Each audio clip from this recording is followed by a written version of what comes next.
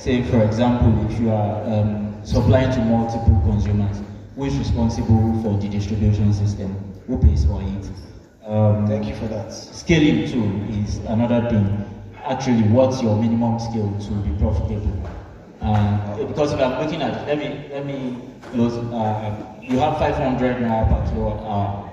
Bag A currently is about 210 naira per kilowatt hour. So if my primary source of power is not PMS or diesel, then I would find it hard to actually patronize you. Yes, that's why we are basically targeting communities with limited power supply. Those are communities that lack access to this energy. So yeah, our computer is not directly the grid, we're not doing that. But basically we are focusing on the alternatives, like getting a startup for your solar yourself, which is very people are not trying to cost, and also gasoline generators and all that. So those are our competitors. For now, we're not looking towards traditional grid system. We know that's quite cheaper, but this is something we hope to do in the future. Thank you. Thank you, thank you, thank you. Can we appreciate them, please? They leave the stage. So we call on the next school, Law Tech.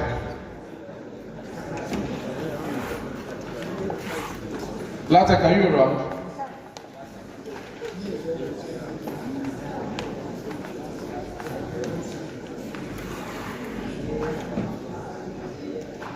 Please, your startup is 2 minutes, you can start.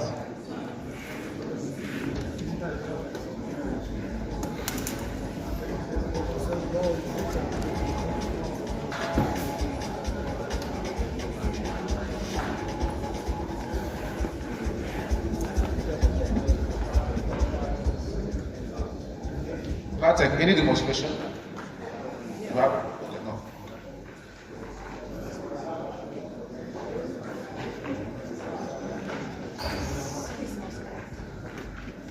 Good day, everyone. Good day, everyone. My name is Mary Ayola, and I'm representing Team Lautech with my colleague Adetayo Saka, also representing Team Lautech, and we are here to present this project titled The Development of a Solar Wind Hybrid Power Generation System with a Solar Tracker for Deployment in the Health Sector. I would like to take you through a very short story of Aisha. Aisha lives in a very small village. She's heavily pregnant and can still not afford to make ends meet. She was taken to the healthcare facilities in the community to be able to give birth. But unfortunately, they could not access electricity, which gave them the ability not to be able to give her a safe delivery. This is one of the reasons why we are advocating for energy access in Nigeria. This is one of the devastating impacts of energy poverty in Africa. So I believe that good health and clean energy are two of the 17 development goals propounded by the United Nations to solve the issue of energy problems and so many other issues in Africa as a whole. And I also believe that Africa has a huge solar radiance and also a wind energy, which, even harnessed properly, can be used to power a healthcare facility that cannot be run on their own. Please, next slide. Okay, due to the emergencies that we have in the hospital, in the local health centers, we could not access the sterilization of their devices. They could not keep a safe delivery to Aisha, and which led to the death of Aisha, unfortunately. The energy costs now consume up to 3% of increase in the hospital bills.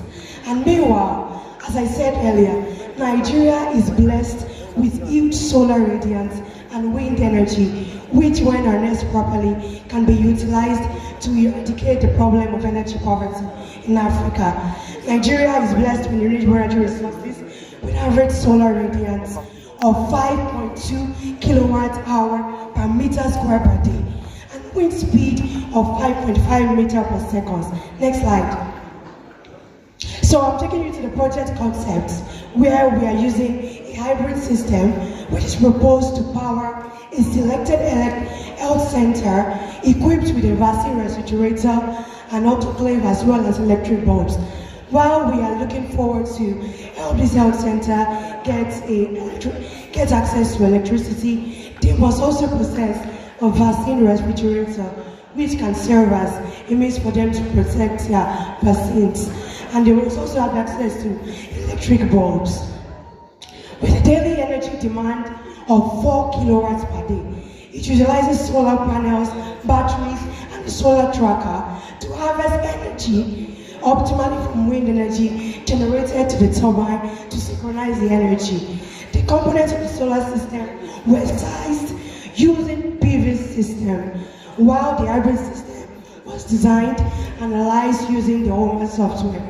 This project was evaluated and designed based on the meteorological data that we got from we are from Oyo State, and this design was gotten from Oyo State. So I'll leave my colleague to go through the main design. Okay, so before we move to the next slide, please play me this video. So we have our solar tracker demonstration there. So she spoke about it. So we have this, the wind, our project is sun wind, combination of sun energy, and then sun energy and wind energy. So the solar tracker bends towards where light is to get the maximum amount of energy needed to charge the batteries. So next slide. So we have 5 to 5 point tracking charge controller, which is installed to maintain the batteries and preventing it from overcharging and discharging. And then we have an horizontal axis solar tracker, as I've said before in the previous slide, which is incorporated to adjust the orientation of the solar panel, enhancing the efficiency of the system by 3 kilowatts with 500 wind turbine with horizontal axis, which is installed to power the system during night or cloudy weather to complement the solar system. So I want you to play this video for me where we have our solar. So this is our prototype bending towards the light, getting the maximum amount of energy needed to charge the batteries, and also I have the MPPT charge controller. We have the battery.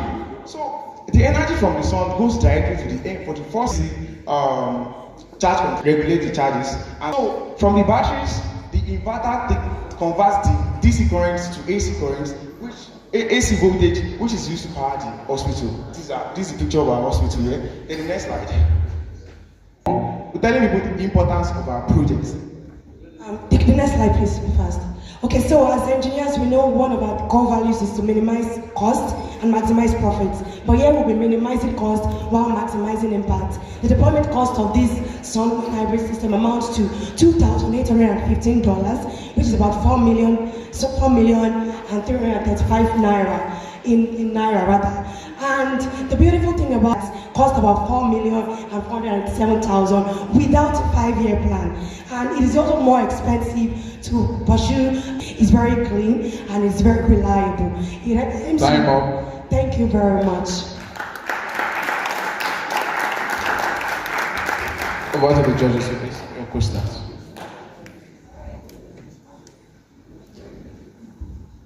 Thank you very much for your presentation. So my question is, what's the novelty of your technology? Because in terms of the solar technology is already in existence, and there are a lot of projects also that are looking at combining both wind and solar. However, I'm a bit curious as to why you want to combine wind and solar in Nigeria. Okay, I believe that the novelty of this project is that it has a 5-year lifespan. It has batteries that can power a system in Nigeria. It's the durability, the longevity. So that's what we are looking at. That's why we combine everything together. Yeah, great. So I think you would also want to consider the cost implication, trying to more or less address the gaps when it's less sunny. $208,115. So over the years, we'll meet up with the money we invest in. So I think that is what will give us edge over others. In another direction is what the energy you spend in moving it, because you are burning some of the energy it's producing to power. Secondly, talking about optimization. yeah, your optimization plan for one, when both systems are delivering more energy than you need. I mean, at what point, what happens to the excess energy? How do you deal with that? Also, when one is underperforming or the event that both are underperforming, what's your plan? What's your reliability adjusted cost? And finally, you are doing a project in Oyo Isei, and you are capturing summer and winter. We don't have summer and winter in Nigeria, so you want to change that. Sorry. Okay, it's connected. Raining and dry season. In addition to that, just a quick one, let me add to also in Nigeria, in Oyo. This one, we got the motor locally here in Nigeria. The blade was designed by us, and also the panel at the tilt part of it, which is the rotation to where the sun is. So it was locally made by us. So I look at it sometimes. Why don't we invest in our youth to build these kind of things instead of importing from abroad, like space like China? So if you can invest in us, so if you can invest in us, instead of getting it from abroad to the community, we can actually build this, and with more materials, we can develop from scratch.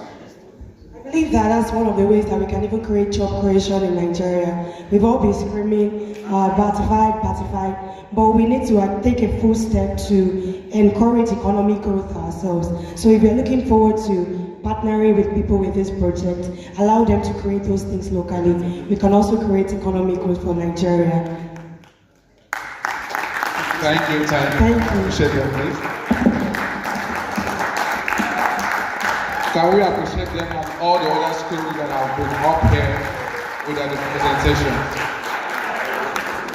Okay, we're going for a break now, 10 minutes break. So for the students, you're going to sit down here and your lunch will be served here. Remain seated, lunch will be served here. Thanks so much.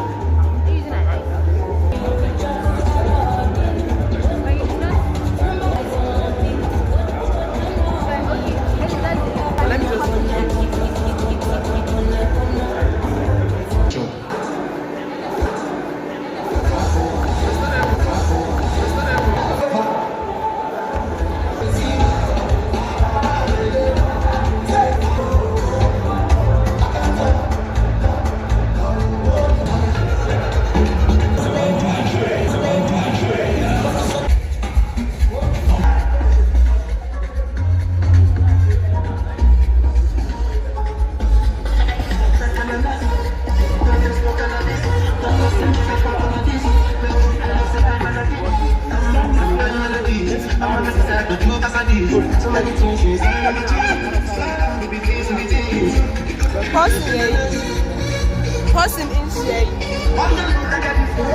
Like, how can you person in shape?